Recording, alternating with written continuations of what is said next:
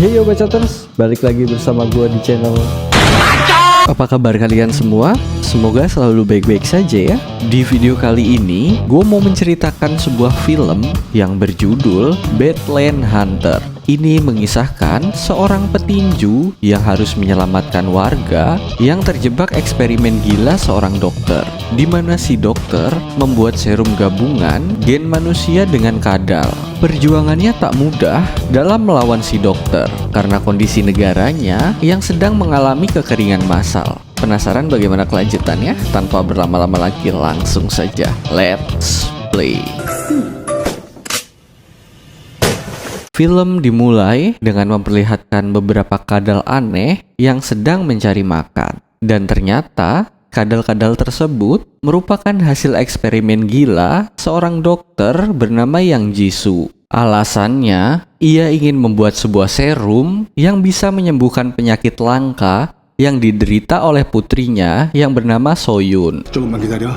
넌 이제 다시 태어나는 거야. Setelah meneliti bertahun-tahun, pada akhirnya Dr. Jisoo berhasil menyembuhkan Soyun walaupun belum 100%. Kemudian, Dr. Jisoo ingin mengambil serumnya untuk disuntikan kepada anaknya. Namun tiba-tiba saat akan menyuntikkan serum tersebut, para polisi berdatangan dan memintanya untuk tidak menyuntikkan serum itu kepada Soyun. 당장 소연이 풀어줘. 날 막으면 어차피 소연이 죽어. Ia menjelaskan jika tidak menyuntikkan serum tersebut kepada Soyun, maka ia pasti akan mati. Dan faktanya, serum buatan Dr. Jisoo ternyata sangat berbahaya bagi tubuh manusia. Bahkan sampai saat ini, Dr. Jisoo telah menewaskan 100 orang lebih yang diakibatkan eksperimen aneh yang telah dilakukan. Namun di sini, ia tak peduli dan tetap menyuntikkan serum miliknya ke tubuh Soyun.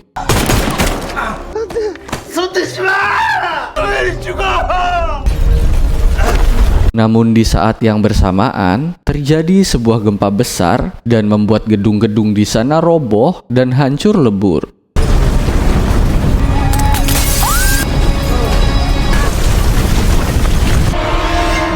Tiga tahun kemudian, setelah gempa besar tersebut, ternyata Korea menjadi salah satu negara yang paling banyak korban jiwanya atas kejadian itu. Tak hanya itu, saat ini dunia dilanda musim kemarau panjang yang membuat seluruh umat manusia menjadi krisis air bersih dan kelaparan terjadi di mana-mana. Sementara itu, teknologi yang ada pada masa itu kini telah hancur sehingga kehidupan manusia pun kembali lagi ke zaman batu, yang dimana seluruh umat manusia harus bertahan hidup dengan cara berburu. Kemudian kita akan diperlihatkan seorang pria bernama Jiwan yang sedang berburu hewan untuk dijadikan makanan. Dan saat itu, kebetulan Jiwan menemukan seekor buaya yang besar. Dengan cepat, ia menembakkan anak panahnya ke arah buaya. Namun ternyata, buaya tersebut membeli immortal dan masih hidup, lalu langsung menyerang Jiwan. Untungnya, kakak angkatnya yang bernama Namsan datang tepat waktu.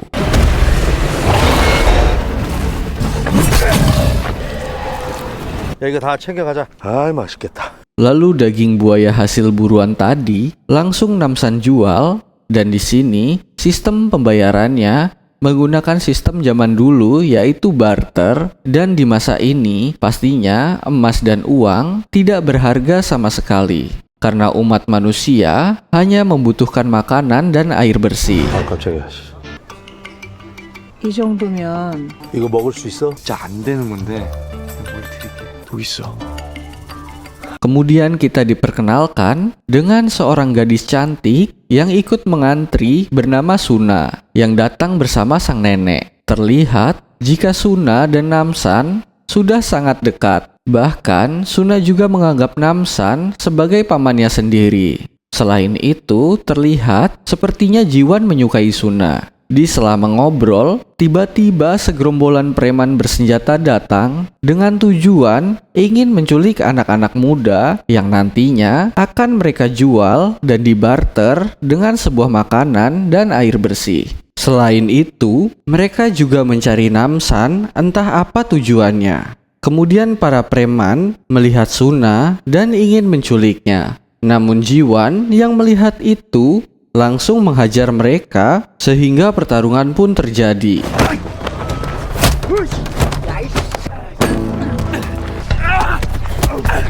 Pada awalnya, Namsan hanya menonton sampai Jiwan mulai terpojok dan Namsan pun turun tangan. Dan disinilah kita bisa melihat kehebatan Namsan yang dengan mudahnya berhasil membantai mereka satu persatu.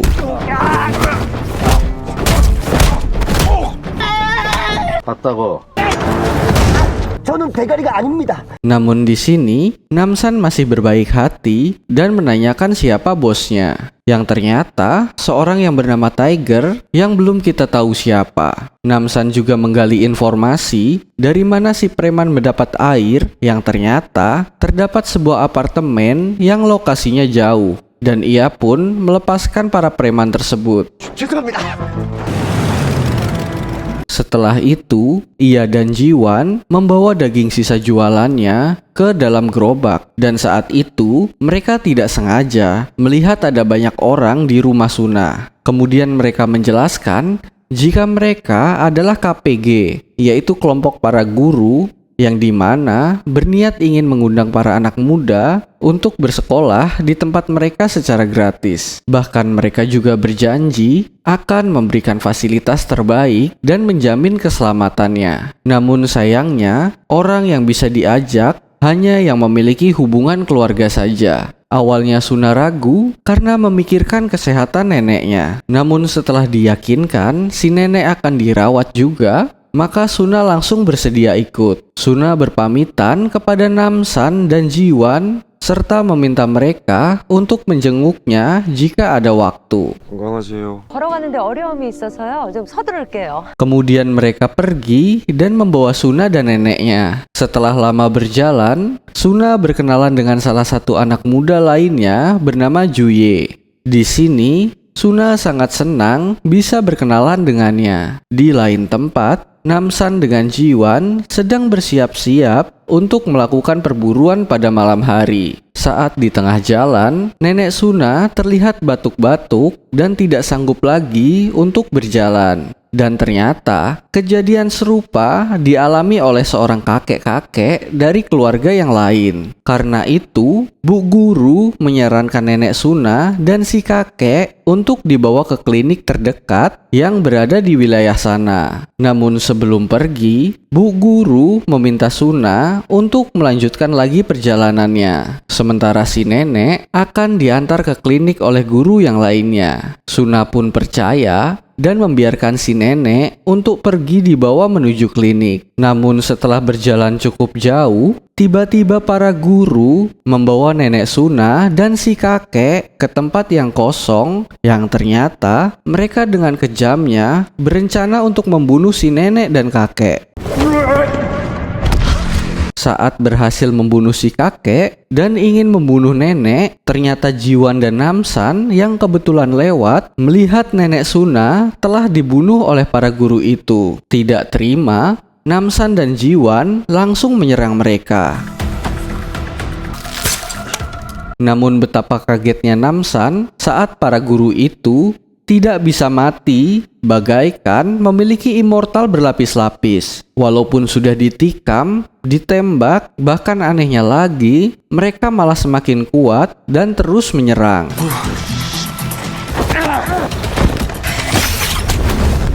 쓸모없으면 죽어야지.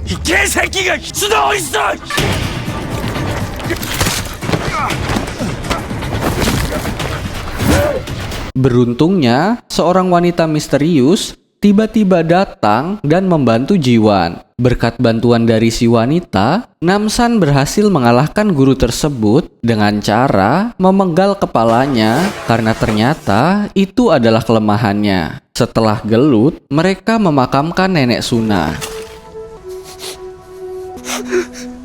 Pagi harinya, Namsan dan Jiwan menemui si wanita misterius untuk berterima kasih karena semalam telah membantunya untuk mengalahkan si guru. Di sini, si wanita memperkenalkan dirinya sebagai Lee Eun-ho dan ia juga mengaku kalau ia sengaja menemui Namsan dengan tujuan untuk meminta bantuannya untuk menyelamatkan para warga dan bawahannya yang telah disekap di sebuah apartemen. Lee menceritakan jika ia adalah mantan angkatan udara yang dimana dulu setelah kejadian gempa besar, ia bersama pasukannya ditugaskan menyelamatkan para warga yang masih selamat. Dalam pencariannya, Lee tidak sengaja menemukan sebuah apartemen yang masih berdiri kokoh dan ternyata di dalam apartemen tersebut terdapat beberapa warga yang masih selamat. Bahkan di sana masih ada sumber air bersih yang layak diminum untuk manusia.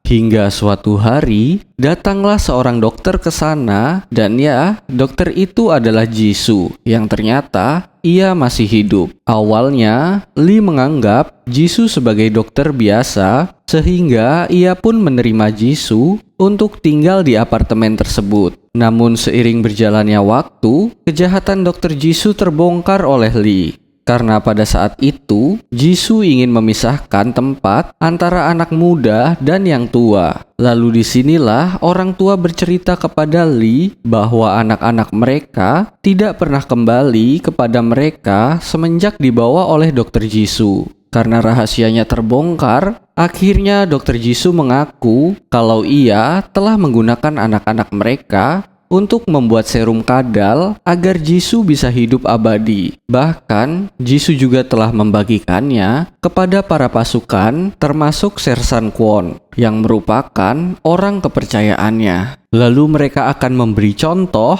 dengan menembak salah satu anak buahnya dan menunjukkan kalau ia dan pasukannya sudah kebal dan tidak bisa mati, yang pastinya akan membantu sekali dalam pertahanan militer. 저 2달? 3달간 대지진 속에서 어떻게 살아남았을 제가 인류의 미래입니다. 변화를 받아들이지 않으면 다 죽게 돼 있습니다. 제가 살아남게 해드릴게요.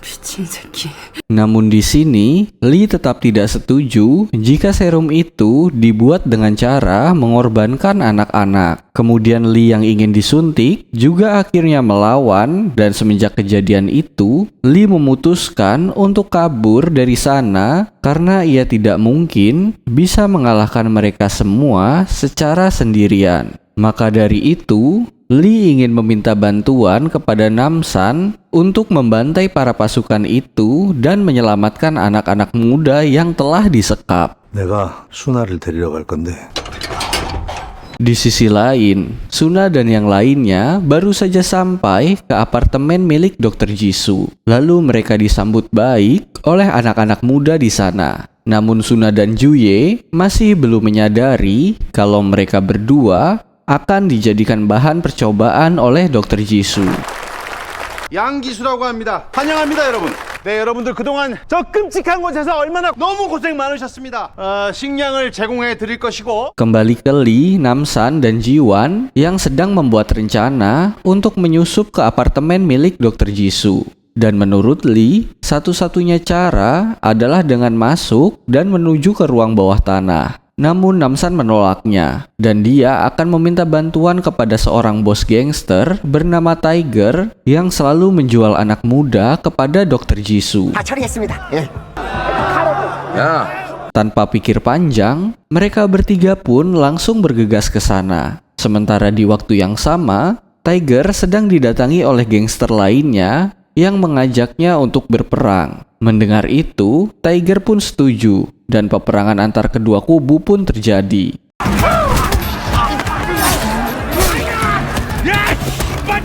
Dalam peperangan itu, terlihat Tiger sangat kuat dan berhasil membunuh lawan-lawannya dengan sadis. Namun di saat yang bersamaan, datanglah Namsan yang langsung berteriak dan menyuruh mereka untuk berhenti. Yang ternyata, Tiger sudah kenal dengan Namsan karena dulunya Tiger dan Namsan ini pernah bertarung tinju, namun saat itu Tiger kalah telak hingga kehilangan karirnya. Tiger pun langsung menggunakan kesempatan tersebut untuk balas dendam kepada Namsan, dan ia juga mengajak gangster musuhnya untuk bekerja sama dalam mengalahkannya.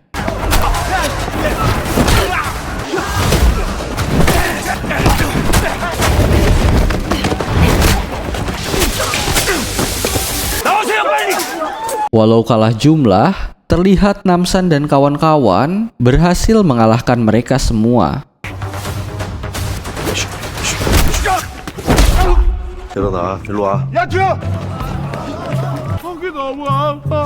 Lalu Namsan menginterogasi mereka semua dan menanyakan di manakah lokasi apartemen milik Dr. Jisoo. Namun karena tidak ada yang mau memberitahunya, akhirnya Namsan menyuruh mereka bobo dengan satu pukulan.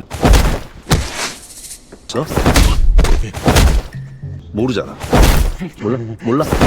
Tiger yang takut, akhirnya ia mengaku bahwa selama ini Tiger selalu mengirimkan anak muda hasil culikannya ke apartemen milik Dr. Jisoo dan ditukar dengan air bersih. Mendengar pengakuan itu, Namsan pun meminta Tiger untuk mengantarkannya ke apartemen milik Dr. Jisoo. Di sini, Tiger pun setuju dan akan membantu Namsan untuk masuk ke apartemen tersebut dengan cara berpura-pura mengantarkan anak muda yang diculiknya. Mendengar rencana tersebut, Namsan pun setuju dan tidak lupa ia juga menghajar si Tiger hingga pingsan. Sementara itu, di apartemen, Bu Guru menyuruh para orang tua untuk tetap tinggal di lantai paling bawah. Sedangkan anak-anak mereka akan tinggal di lantai 8, yang dimana berarti mereka dipisahkan. Lalu para orang tua diantar ke lantai paling bawah. Dan faktanya, para orang tua akan dikerja paksakan untuk menyaring air-air kotor. 자, 이쪽 우리 아이들이 먹는 깨끗한 물입니다. 단계별로 해서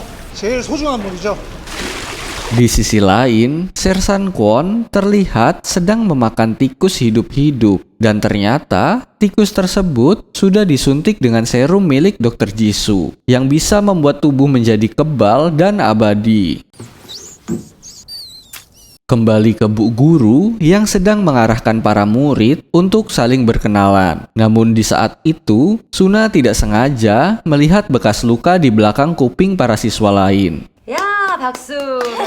먹는 거 싫어하는 건 계속해서 물과 식량을 먹었. 순아야? Melihat keanehan itu, tentu 사자 Suna merasa curiga. 물이 부족해진 신체를 극복할 수 있는 생존 가능한 인류의 탄생을 지금 문명 사회로 나아갈 수 있는 물도 식량도 부족. 양기수 박사님의 은총 인류는 새로운 세상에 적응할 수 있는. Lalu di jam istirahat, Jisoo datang ke kelas untuk membagikan air minum. Namun saat para siswa meminumnya, sebaliknya, Suna malah protes karena Jisoo tidak membagi air bersihnya kepada para warga yang tak tinggal di apartemen. Tak hanya itu, Suna juga menanyakan kabar tentang neneknya yang dimana ia belum mengetahui jika neneknya dibunuh. Dr. Jisoo mencoba menenangkan Suna dan ia juga berjanji akan mempertemukannya dengan si nenek. Asalkan Suna mau meminum air yang baru saja ia berikan. Namun di sini, Suna masih merasa curiga dan tidak mau meminumnya.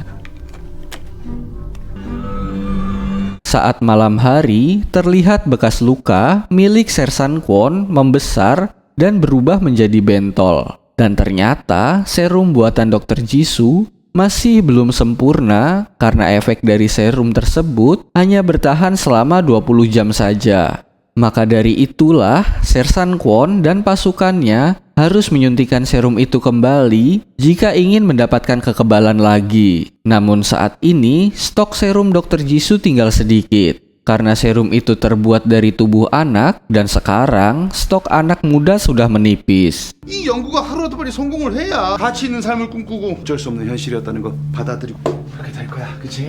Di sini Suna memutuskan untuk kabur karena ia ingin menemui neneknya. Namun di tengah perjalanan, ia menemukan beberapa penjaga. Sehingga ia pun tidak sengaja malah masuk ke ruang laboratorium milik Dr. Jisoo.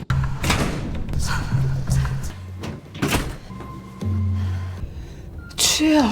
Dan di sana, ia langsung terkejut ketika menemukan Juye sedang berbaring di meja operasi dan ia juga menemukan catatan rahasia milik Dr. Jisoo untuk membuat serum. Dan biadabnya, ternyata serum itu dibuat dengan cara menggabungkan gen manusia dengan gen kadal untuk menciptakan manusia abadi kebal dengan tembakan. Namun tak lama kemudian, Jisoo datang ke lab bersama orang tua Juye. Dengan cepat, Suna pun bersembunyi di sana. Lalu Jisoo menunjukkan anaknya dengan badan yang hanya sepotong. Melihat itu, tentu saja orang tua Juye panik dan takut kalau anaknya nanti akan dibuat seperti itu oleh Dr. Jisoo. Mereka pun berusaha membangunkan anaknya yang sedang berbaring di meja operasi. Namun tiba-tiba, Juye kejang-kejang dan muntah-muntah hingga meninggal.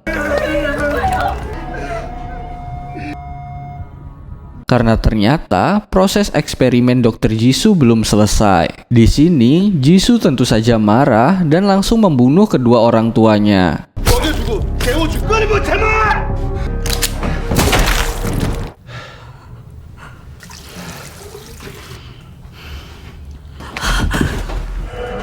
여기서 뭐예요?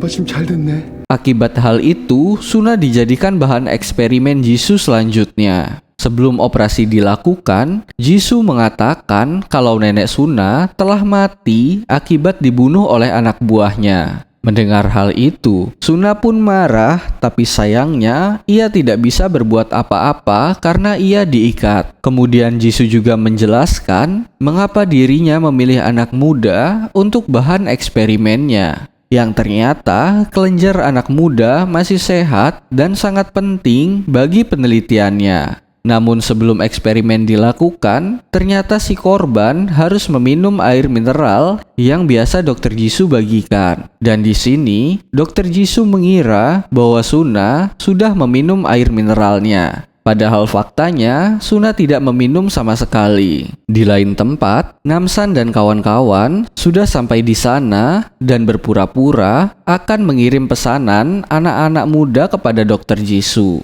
Lalu para penjaga di sana ingin melakukan pemeriksaan terlebih dahulu. Namun Namsan yang sudah tidak mau bersabar, akhirnya menerobos masuk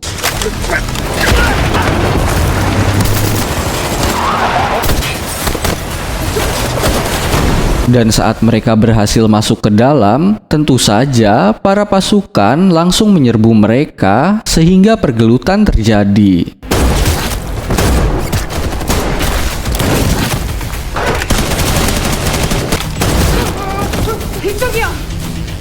Sementara itu, Bu Guru melapor kepada Jisoo bahwa apartemen mereka telah diserang. Namun di sini Jisoo tidak peduli dan terus melakukan operasi kepada Suna. 그들이 수나 보러 왔나 봐요. 근데 못 만날 것 같은데? Kembali ke Namsan dan Lee yang sedang berusaha mengeluarkan anak buah Lee yang telah ditahan oleh Jisoo. Namun ternyata anak buah Lee telah berubah menjadi siluman kadal dan hal itu disebabkan karena efek overdosis dari serum milik Jisoo. Kemudian Namsan langsung membantai siluman-siluman itu.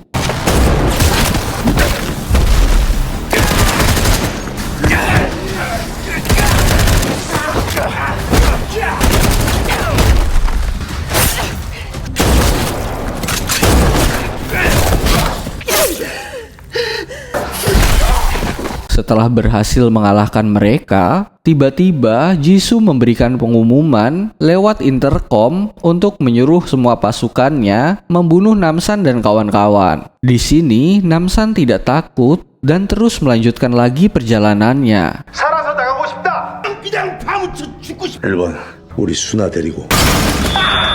Namun saat akan membuka pintu, Namsan merasa curiga. Lalu Namsan menyuruh Ji dan Lee untuk mengambil senjata anak buah Jisoo yang telah mati.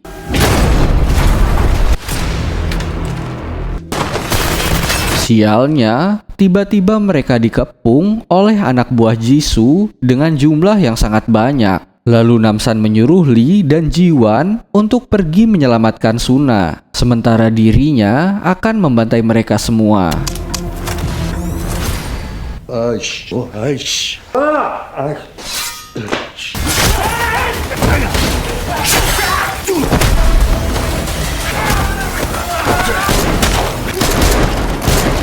Tak memerlukan banyak waktu, Namsan berhasil mengalahkan mereka semua dengan mudah. Sementara Ji-wan dan Lee sedikit kewalahan untuk menghadapi lawan mereka yang susah untuk mati.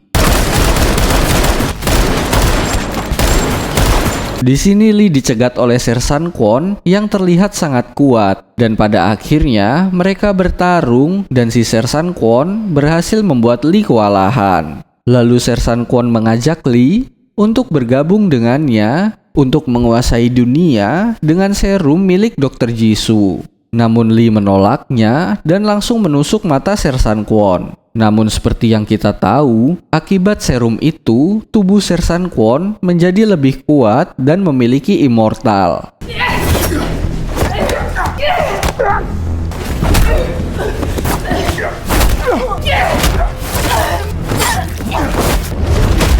Sementara itu, Ji-wan sendirian sedang pergi ke lantai paling atas dan menghajar beberapa penjaga yang sedang berjaga di sana. Saat masuk ke dalam kelas, Ji-wan terkejut ketika melihat para siswa terlihat seperti zombie. Lalu Ji-wan menodongkan senjata kepada guru dan memaksanya untuk mengantarkannya ke ruang laboratorium Dr. Jisoo.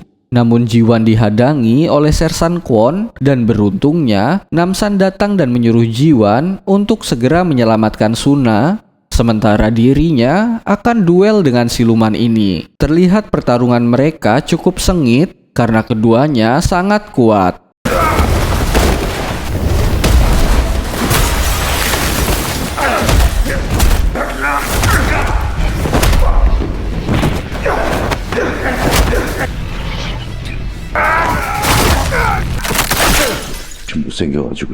Di lain tempat, para siswa dan orang tua sedang berlarian keluar dari dalam apartemen, sedangkan Jisoo menyuntikkan serum tersebut ke dalam tubuhnya sendiri. Lalu ia berbicara pada anaknya dengan mengatakan bahwa ia berjanji akan menemukan tubuh yang baru untuk anaknya. Namun di saat itu juga, tiba-tiba Dr. Jisoo kesakitan dan timbul bercak-bercak darah, dan ternyata hal itu disebabkan karena Suna tidak meminum air mineral dari Dr. Jisoo sehingga tubuhnya menjadi tak sempurna. Dan di sini Jisoo pun marah dan berniat akan membunuh Suna. Namun untungnya Ji-wan datang dan langsung menodongkan senjata ke arah Dr. Jisoo. Tapi saat Ji-wan akan menembak, tiba-tiba ia diserang dari belakang oleh anak buah Dr. Jisoo. Kemudian ia memerintahkan anak buahnya untuk memindahkan anaknya ke sebuah koper karena akan segera kabur dari apartemen ini.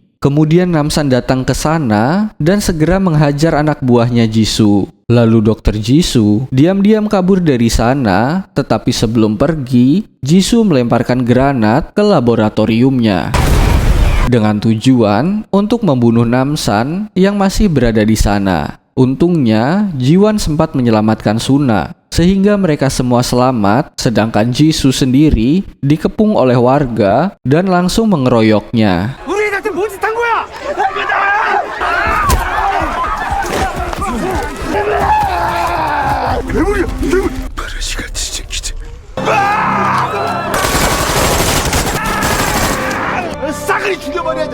Namun sialnya, ia tidak sengaja menembak anaknya sendiri yang berada di dalam koper. Dengan panik, Jisoo mencoba memeriksa keadaannya, dan ternyata anaknya telah mati. Di sini, Jisoo pun murka dan langsung menodongkan senjata ke arah Suna. Namun tiba-tiba, Namsan datang dan langsung menembak Jisoo.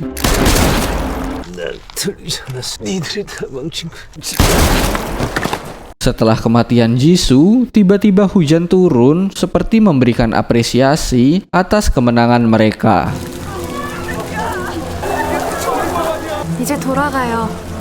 Lalu Namsan dan Ji-wan mengantarkan Suna ke makam neneknya. Suna menangis histeris karena ia tak menyangka neneknya akan meninggal secepat itu dan dengan cara ini. Di akhir film, Namsan kembali lagi ke kampung mereka dan kembali lagi jualan daging hasil buruan. Dan kini Namsan juga memutuskan untuk merawat Suna dan film pun selesai.